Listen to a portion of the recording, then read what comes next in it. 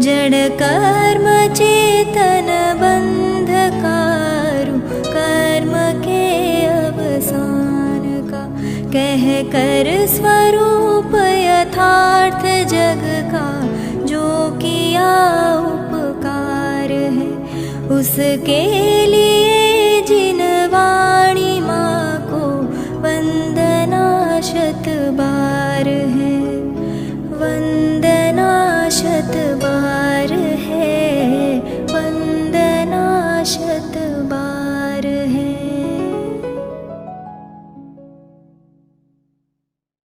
जैन आचार्यों ने क्या लिखा है कि सभी भाषाएं सरस्वती है। अगर कोई आदमी गाली संस्कृत में दे चलेगा क्या? नहीं। और अच्छी बात कोई किसी भी टूटी फूटी ग्रामीण भाषा में भी कहेगा आत्मानुभूति की, तो वो बात महत्वपूर्ण होगी। भाषा नहीं, भाव महत्वपूर्ण होते हैं। एक उदाहरण दिया है जैन आचार्यों ने कि गाय चाहे काली हो चाहे पीली, दूध सफेद होता है और हमें उसके दूध पर ध्यान देना चाहिए, रंग पर ध्यान नहीं देना चाहिए। लोग भाषा का बहुत कट्टरवाद करते हैं। भाषा का भी देश में दुनिया में आतंकवाद चलता है। बेंगलोर में मेट्रो इसलिए जला दी गई केवल कि उस मेट्रो के अंदर जो स्लोगन लिखे थे वो हिंदी में भी लिखे थे, तो बोले हिंदी में नहीं चलेगा, मेट्रो जला। जैन आचार्य ऐसी कोई भाषा की संकीर्णता रखते नहीं है। जब जनता प्राकृत में समझ रही थी तो प्राकृत में लिखा, संस्कृत में समझने लगी तो संस्कृत में लिखा, अपभ्रंश में समझने लगी तो अपभ्रंश में लिखा, हिंदी में समझने लगी तो हिंदी में लिखा, और अब अंग्रेजी में समझ रही है तो कोई बात नहीं, जिसमें समझो उसमें समझो। तीर्थंकर की दिव्य ध्वनि 18 महाभाषा और 700 लघु भाषा सब में खिलती है।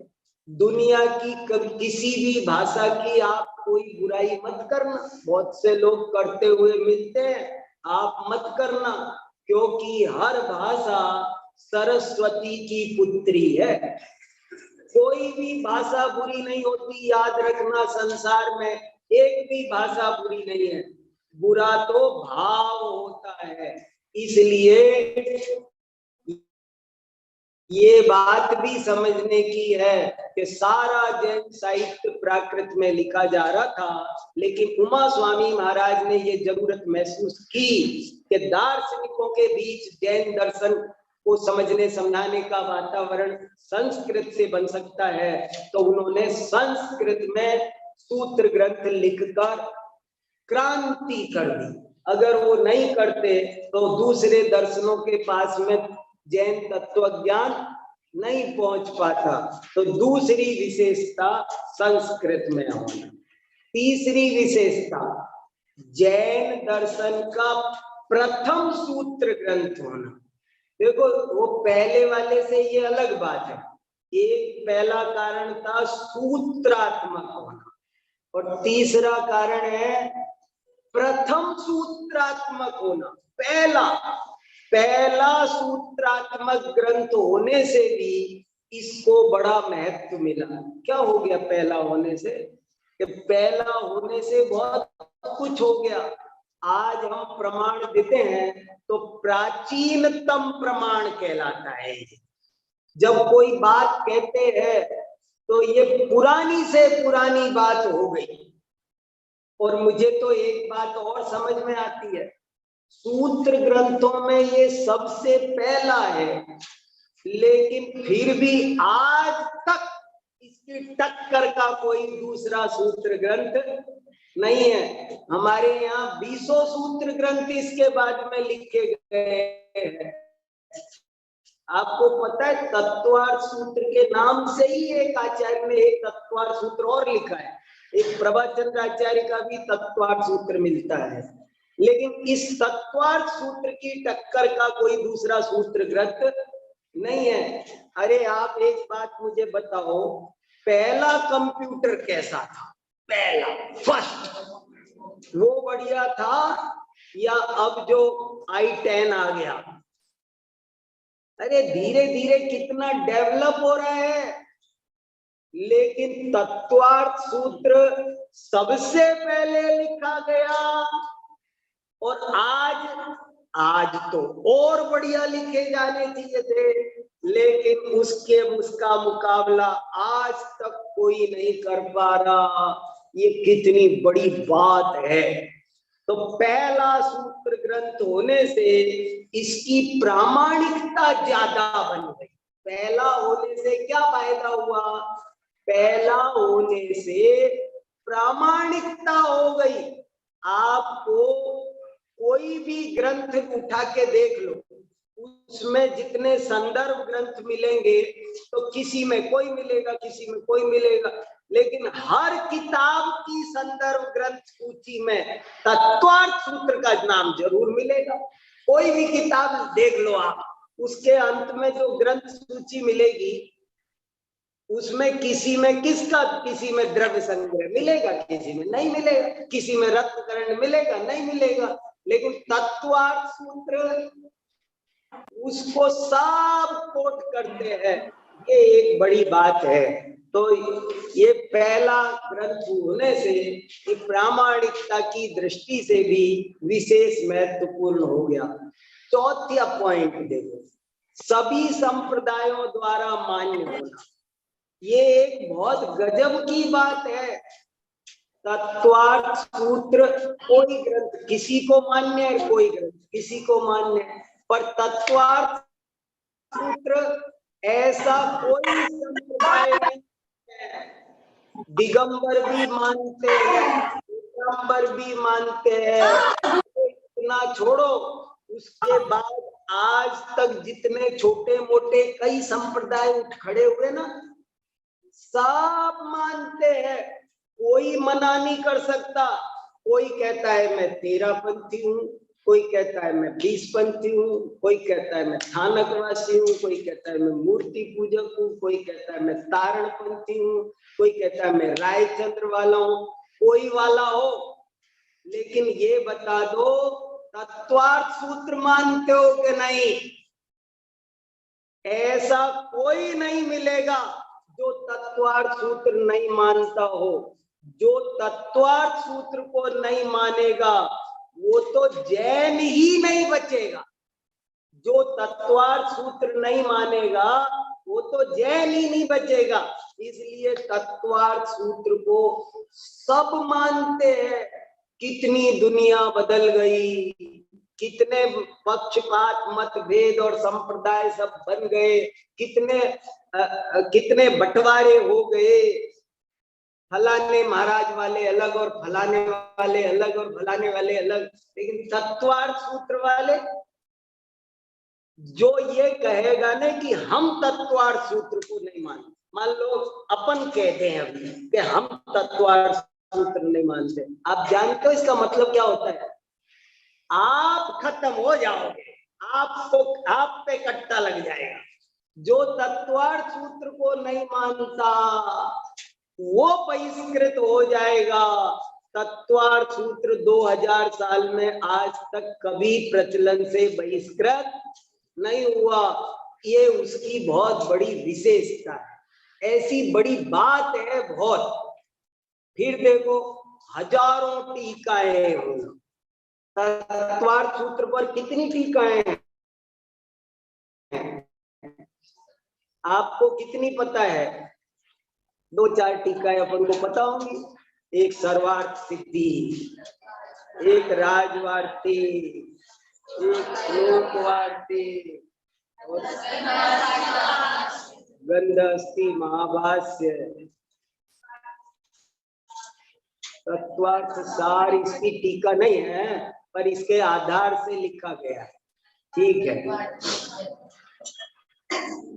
पर तत्वार्थ सूत्र पर आज की तारीख में उपलब्ध टीकाएं कम से कम 1000 मौजूद है, अब भी मौजूद है। कितनी तो अप्रकाशित है, कितनी प्रकाशित है। आपको पता है दौलत राम जी ने भी तत्वार्थ सूत्र पर एक टीका लिखी है और वो अब तक अप्रकाशित है। तो तत्वार्थ सूत्र का एक महत्व इसलिए भी है कि इस पर हजारों टीका, जिसको भी जैन दर्शन पढ़ना था उसने तत्वार्थ सूत्र की टीका लिखना शुरू कर दिया, क्योंकि मेरी समझ में तो आएगा ना। मैंने भी लिखी है एक टीका तत्वार्थ सूत्र पर। क्यों लिखी? मेरी तो समझ में आएगा ना। जैसे 12 भावना बहुत कवियों ने लिखी, ऐसे ही तत्वार्थ सूत्र पर टीकाएं आज भी, और जबकि हजारों टीकाएं तो नष्ट हो गई या अज्ञात पड़ी हैं। एक किताब है तत्वार्थ सूत्र और उसकी परंपरा, 200 पेज की किताब है। उसमें तत्वार्थ सूत्र पर कितनी टीकाएं, पांडुलिपियां कहाँ पाई जाती है। तो तत्व, आपको ऐसा दूसरा ग्रंथ नहीं मिलेगा। आप कोई और ग्रंथ बताओ जिस पर हजारों टीकाएं हैं, लेकिन तत्वार्थ सूत्र ऐसा है जिस पर हजारों टीकाएं मौजूद है। फिर देखो अगली बात, संपूर्ण तत्व मीमांसा। ये गजब की बात है। तत्वार्थ सूत्र इसलिए भी बहुत ज्यादा पॉपुलर हुआ, तत्वार्थ सूत्र को इसलिए भी ज्यादा जगह मिली कि इसमें पूरी तत्व मीमांसा आ गई। कोई भी फिलॉसफर जब किसी भी फिलॉसफी को पढ़ता है तो उसे पूरी तत्व मीमांसा जानना होता है, अधूरी नहीं। तत्वार्थ सूत्र उस काम को पूरा करता है कि तुझे पूरी जाननी है, मैं पूरी बताऊंगा। अपने आप में कंप्लीट बुक है ये। इसमें ज्ञापक तत्व मीमांसा भी है, इसमें कारक तत्व मीमांसा भी है, इसमें उपाय तत्व भी है, इसमें उपेय तत्व भी है। ये क्या बोल दिया, कुछ समझ में आया? ये कुछ बारीक बात है जरा सी। सारा पूरी तत्व मीमांसा है इसमें। इसमें प्रमाण नय निक्षेपात्मक ज्ञापक तत्व मीमांसा भी है और निमित्त उपादान रूप कारक तत्व मीमांसा भी है। पूरी तत्व मीमांसा इस एक ग्रंथ को पढ़ने से समझी जा सकती है। इसलिए भी ये ग्रंथ सबसे ज्यादा आदर को प्राप्त हुआ। अगला देखो, सर्व विषय समाहित होना। तत्वार्थ सूत्र में केवल तत्व मीमांसा ही पूरी नहीं आई है। सही पूछो तो जैन दर्शन का कोई विषय ऐसा नहीं है जो तत्वार्थ सूत्र में नहीं आया। तत्वार्थ सूत्र में वास्तव में हर शब्द एक टाइटल है। तत्वार्थ सूत्र में जितने भी शब्द सूत्र लिखे गए ना, उसका एक एक शब्द टाइटल है। सम्यक दर्शन, ज्ञान चारित्राणी, मोक्ष मार्ग है। सम्यक दर्शन पर 8 किताबें हैं गुरुदेव की। सम्यक दर्शन के नाम गुरुदेव की 8 किताबें है।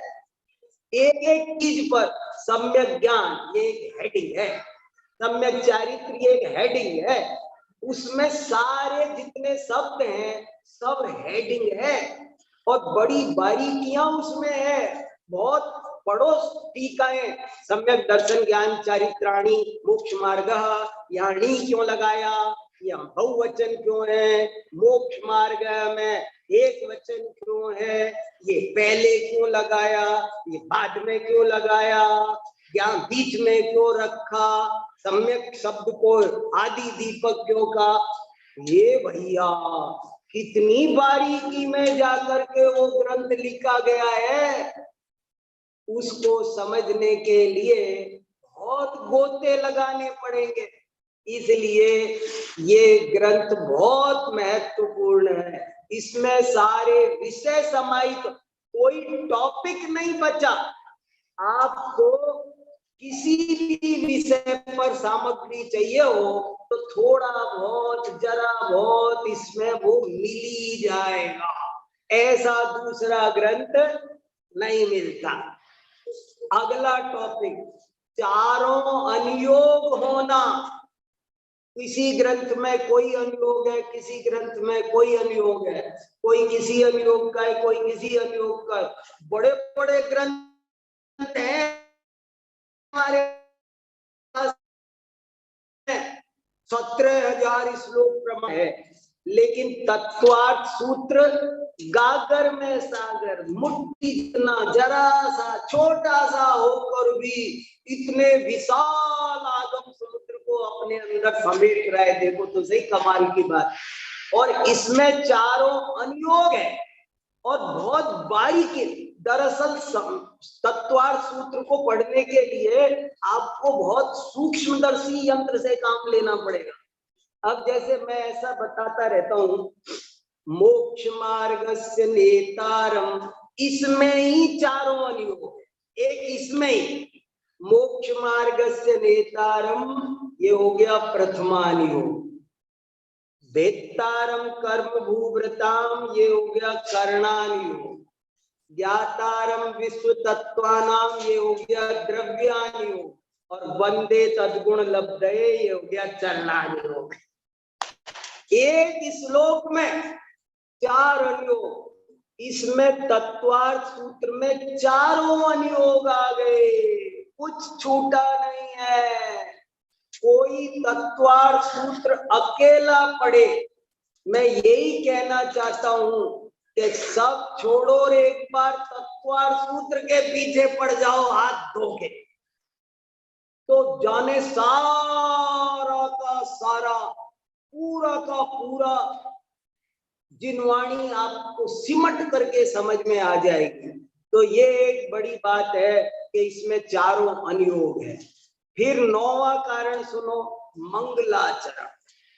इस तत्वार्थ सूत्र के मंगलाचरण के कारण भी तत्वार्थ सूत्र को विशेष स्थान प्राप्त हुआ। ये तत्वार्थ सूत्र का मंगलाचरण जो है ना, ये कोई छोटी मोटी चीज नहीं है। मेरे से कोई ये पूछे कि नमोकार मंत्र के अलावा नमोकार मंत्र जैसा ही कोई दूसरा श्लोक बताओ जिनवाणी में से, तो मैं ये बताऊंगा। कोई कहे मैं नमोकार मंत्र बोलता हूं, इस जैसा ही कोई दूसरा बताओ एक और इतना ही महान हो, तो मैं उसको बताऊंगा कि तुम ये पढ़ा करो।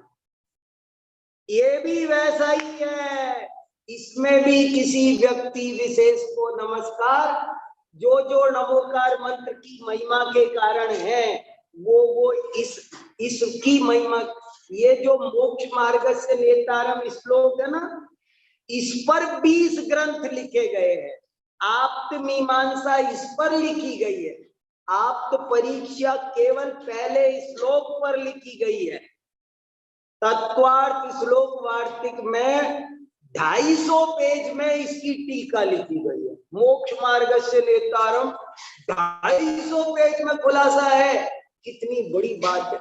और आचार्य विद्यानंद स्वामी ने आप्त परीक्षा में ऐसा लिखा है कि ये जो श्लोक है ना, मोक्ष मार्ग से नेतारम, ये श्लोक तीर्थोपमानम है। तीर्थोपमान,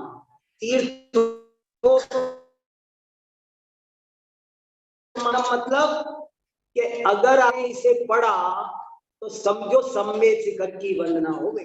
क्या विद्यानंदी जैसे परीक्षा प्रधानी आचार्य लिख रहे हैं कि जो व्यक्ति ऐसा बोलता है कि मोक्ष मार्गस्य नेतारम वेत्तारम कर्म भूव्रताम ज्ञातारम विश्व तत्वानाम वंदे तद्गुण लब्धये, हो गई शिखर जी की वंदना। कितनी बड़ी बात है, कुछ खास बात है इसमें। तो इस मंगलाचरण ने बहुत हिलाया। इसमें वीतरागता, सौर्य, आपको सैकड़ों अनुवाद मिलेंगे इसके। जिसने राग द्वेष कामादिक जीते सब जग जान लिया, सब जीवों को मोक्ष मार्ग का निश्चय हो उपदेश दिया। ये किसका अनुवाद है? इसी का अनुवाद है। जो मेरी भावना घर घर में गाई जा रही है, अगर तत्वार्थ सूत्र का मंगलाचरण नहीं होता तो बनने वाली नहीं थी। माने ये मंगलाचरण बहुत महान है। इस मंगलाचरण पर चिंतन करते जाओ तो अंत ही ना आए। तो इसके कारण भी इसको बहुत बड़ा स्थान मिला। फिर अगला देखो, विश्वविद्यालयों के पाठ्यक्रम में होना। आपको दुनिया का एक विद्यालय, विश्वविद्यालय ऐसा नहीं मिलेगा जहां तत्वार्थ सूत्र कोर्स में नहीं लगा। और कोई लगा हो या नहीं लगा हो, लेकिन तत्वार्थ सूत्र सब जगह कोर्स में लगता है, पहले दिन लगता है। अभी अमेरिका में 40 यूनिवर्सिटी में जैन डिपार्टमेंट खुले इस साल, कोरोना के बाद। अभी 40 यूनिवर्सिटी में जैन दर्शन डिपार्टमेंट अमेरिका में। और एक एक डिपार्टमेंट में कितने बच्चे हैं, यहाँ जैसा मत समझना मामला। वहां सबको पढ़ना कंपलसरी है। एक एक यूनिवर्सिटी में 1300 1400 बच्चे राजकुमार जी जैन दर्शन पढ़ते हैं। वहां भी तत्वार्थ सूत्र कोर्स में। तो हर यूनिवर्सिटी में कोर्स में लगा हुआ है। 11वां पॉइंट, जैनेतर दार्शनिकों के लिए भी उपयोगी होना। देखो, अपने घर में बैठ के बात कर लेना आसान है, जब दूसरों के साथ बैठ करके तत्व चर्चा करते हो ना, जब दूसरे भी तर्कस में बाण लेकर के बैठे हो, तब बात करना बड़ा कठिन होता है। लेकिन ऐसे समय में हमारे पास में कोई मजबूत चीज है तो वो तत्वार्थ सूत्र है। वो दूसरे जो लोग भी उनकी फिलॉसफी के साथ कंपेयर करते हुए सारी, क्या सत्ता मीमांसा है, क्या ईश्वर मीमांसा है, क्या जैनों की जगत मीमांसा है, क्या जैनों की आत्म मीमांसा है, क्या जैनों की कारण कार्य मीमांसा है, हर विषय पर तत्वार्थ सूत्र जवाब दे। तत्वार्थ सूत्र हमारा जैनों का संविधान है, जिसे लेकर हम सुप्रीम कोर्ट में खड़े हैं, वर्ल्ड फिलॉसफी के साथ खड़े हैं। इसलिए ये भी इसका एक बहुत बड़ा कारण है। प्रामाणिकता की कसौटी होना। तत्वार्थ सूत्र समझ में आया? बहुत इंपॉर्टेंट पॉइंट है ये भी। प्रामाणिकता की कसौटी, कसौटी समझ गए ना? कसौटी पत्थर होता है ना, उस पे कस के असली नकली सब सही गलत का निर्णय होता है, सोना कितना खरा है। ये तत्वार्थ सूत्र किसी भी बात की प्रामाणिकता की कसौटी है। मतलब क्या? जैसे किसी भी चीज पर बहस चल रही है कि ऐसा दान होना चाहिए कि ऐसा कैसा होना चाहिए, बहुत दिन हो गए चर्चा करते करते, लेकिन सामने वाले ने अचानक बोला तत्वार्थ सूत्र में लिखा है अनुग्रहार्थम स्वस्याति सर्गोदानम। बस अब चर्चा आगे नहीं बढ़ेगी, खत्म, डिसीजन दे दिया जाएगा। तत्वार्थ चीटी कितने इंद्रिय है, बहस होती रहेगी होती रहेगी होती रहेगी। लेकिन कोई कह दे कृमि पिपील का भ्रमर मनुष्यादि नाम एक वृद्धानी, बस हो गया था। हर विवाद को समाप्त करने का उच्चतम न्यायालय है तत्वार्थ सूत्र। न्यायालय है ये, एक बिल्कुल प्रामाणिक फाइनल जजमेंट। कोई रेफरेंस यहाँ मिल गया तो अब सारे डाउट खत्म। फिर देखो 13वां पॉइंट, सरल और कठिन दोनों का सामंजस्य होना। गजब का पॉइंट है, समझ में आया? सरल और कठिन तत्वार्थ सूत्र एक ऐसा ग्रंथ है कि कोई पहली बार पढ़े, अनपढ़ पढ़े तो भी उसकी समझ में आ जाएगा। सरल से सरल भी ये है और कठिन से कठिन भी है। मुझे 50 साल पढ़ते हो गए और अभी भी मैं दावा नहीं कर सकता कि मुझे पूरा तत्वार्थ सूत्र आता है। अभी भी मैं भी बहुत सारे सूत्रों में माथा फोड़ी करता रहता हूँ, इसका क्या अर्थ है, इसका क्या अर्थ है, इसका क्या अर्थ है। आपको कोई ग्रंथ दूसरा ऐसा नहीं मिलेगा जो सरल से सरल भी हो, इतना सरल हो कि बच्चा भी पढ़ेगा तो कुछ ना कुछ तो समझ में आ जाएगा, और इतना कठिन है कि कोई 50-60 साल का विद्वान प्रकांड पंडित भी ये नहीं कह सकता कि मेरे तत्वार्थ सूत्र पूरा समझ में आ गया, इतना गहरा है। तो सरल से सरल भी है और कठिन से कठिन भी है। देखो कैसी गजब की बात। फिर सुनो अगला पॉइंट, पाठ की परंपरा। तत्वार्थ सूत्र को अनपढ़ महिलाएं, हजारों लाखों लोग बोले हम जब तक तत्वार्थ सूत्र का पाठ नहीं करेंगे तब तक खाना नहीं खाएंगे। ये पाठ की परंपरा ने भी तत्वार्थ सूत्र को बड़ा विशेष स्थान दिलाया। फिर विविध शास्त्र। विविध शास्त्र का मतलब समझे, ये जरा बारीक पॉइंट है। तत्वार्थ सूत्र में केवल धर्म, दर्शन, अध्यात्म एक दो शास्त्र नहीं है। तत्वार्थ सूत्र में यूनिवर्सिटी में पढ़ाए जाने वाला हर विषय है।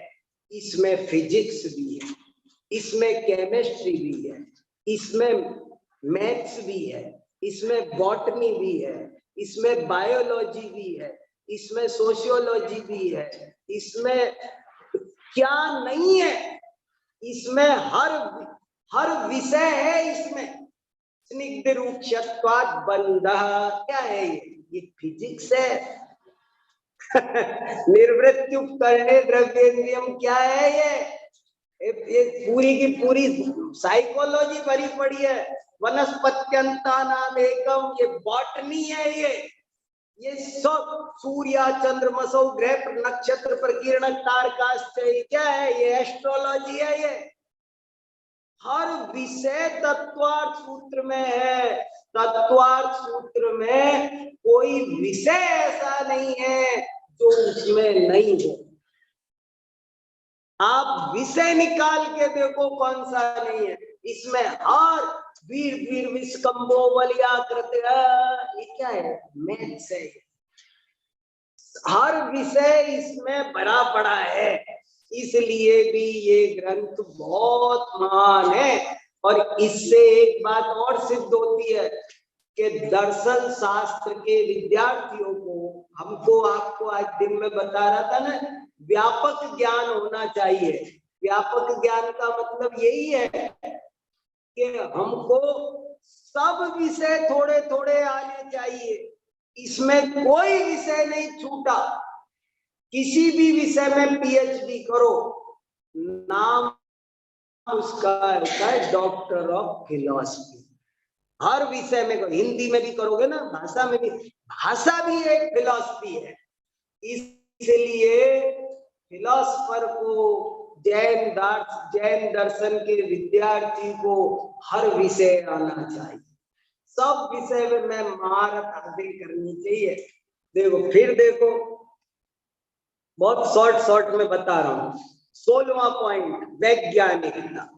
तत्वार्थ सूत्र पूरा का पूरा साइंस है। आज जो बात साइंस कह रहा है, शब्द बंद सूक्ष्म स्थूल, ये सब यहाँ पहले से लिखा है। इसलिए तत्व आज भी, मैं एक साइंस एकेडमी से जुड़ा हुआ हूँ, बहुत बड़ी साइंस एकेडमी है, उसमें रात और दिन तत्वार्थ सूत्र में से रेफरेंस खोज कर निकाल रहे हैं।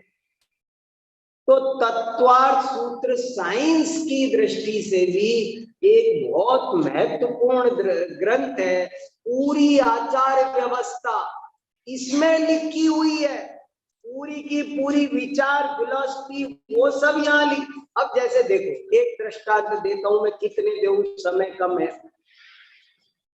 स्पर्श रस गंध वर्णवंता पुद्गला, ये सूत्र है।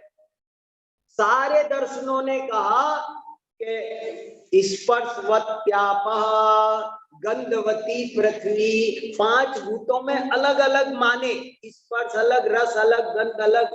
पर जैन आचार्यों ने कहा नहीं नहीं, ऐसा नहीं होता। जहां होते हैं वहां सब एक साथ होते हैं। स्पर्श रस गंध वर्णवंता पुद्गला, आज विज्ञान सिद्ध कर गया कि जहां एक होगा वहां सब होंगे।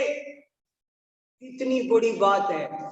तो साइंस की दृष्टि से भी ये बहुत महत्वपूर्ण ग्रंथ है। संक्षिप्तता और सुनो, धवला 2.25 लाख श्लोक प्रमाण है, 2.25 लाख श्लोक प्रमाण।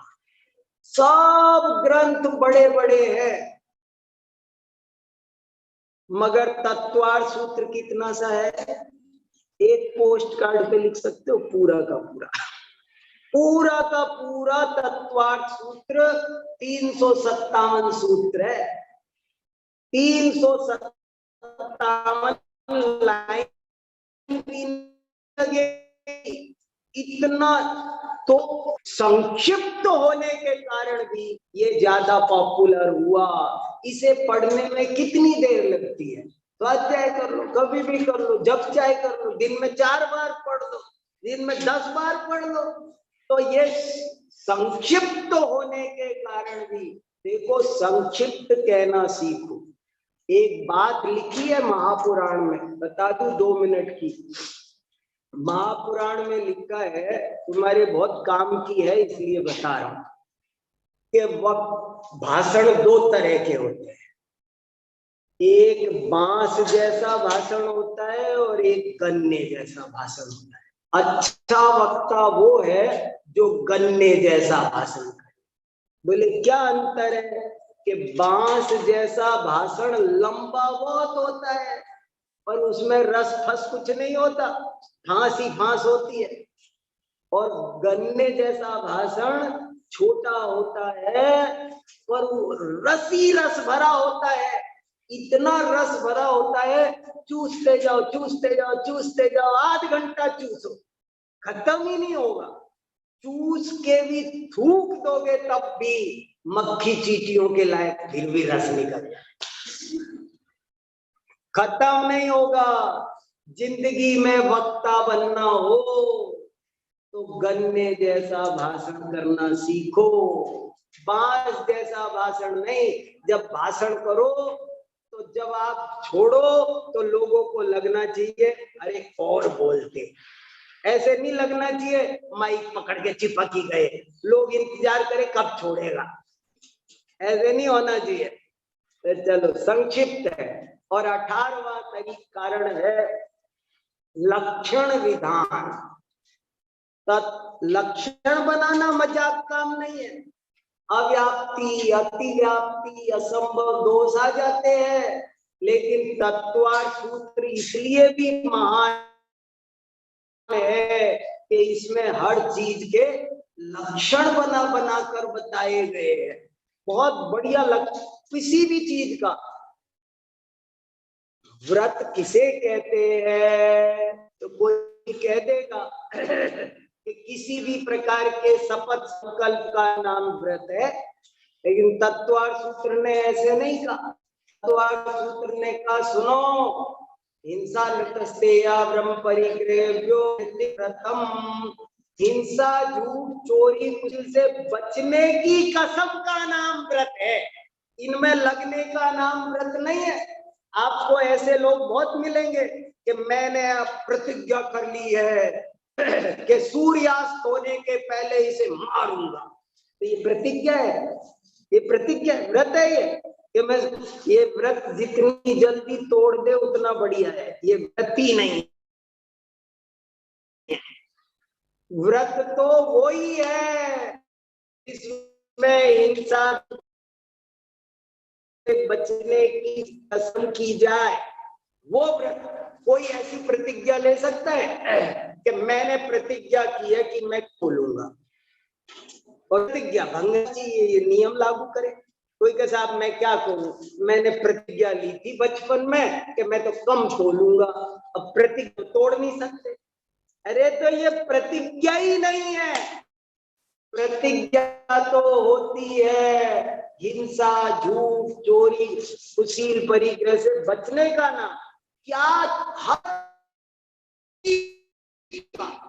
यहाँ पर लक्षण लिखा हुआ है, इसलिए भी ये बहुत इंपॉर्टेंट है। मेरा कहने का मतलब ये है, कुल मिलाकर आपसे ये कहना चाहता हूं कि अगर आप दो व्याख्यानों में आपको तरह तरह से मैंने ज्ञान प्राप्त करने के लिए प्रेरित किया, तो अभी मैं ये बताना चाहता हूं कि अगर आप जैन दर्शन का पूरा और सच्चा ज्ञान करना चाहते हो तो तत्वार्थ सूत्र के पीछे हाथ धो के पड़ जाओ। एक दिन की घटना सुना के बात पूरी करता हूं। एक दिन मैं तत्वार्थ सूत्र पढ़ा रहा था और मेरे से एक भाई ने प्रश्न पूछा, बोले तत्वार्थ सूत्र में 357 सूत्र क्यों है? क्या प्रश्न पूछा? ये भी भला कोई प्रश्न है, इसका मैं क्या उत्तर दूं? लेकिन प्रश्न पूछने वाले ने पूछ लिया और जिनवाणी की कृपा से मुझे उत्तर भी सूझ गया।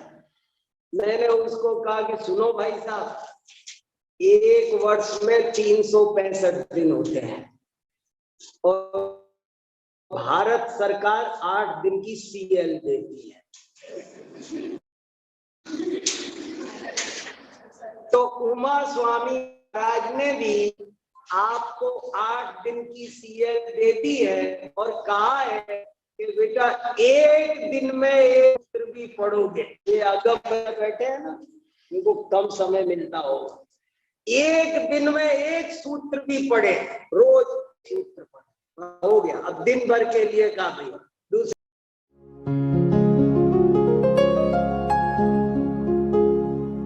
निज निधि निज में बताए, यह अनंत उपकार है उसके लिए जिन वाणी माँ को वंदना शत बार है, वंदना शत बार है, वंदना शत बार है।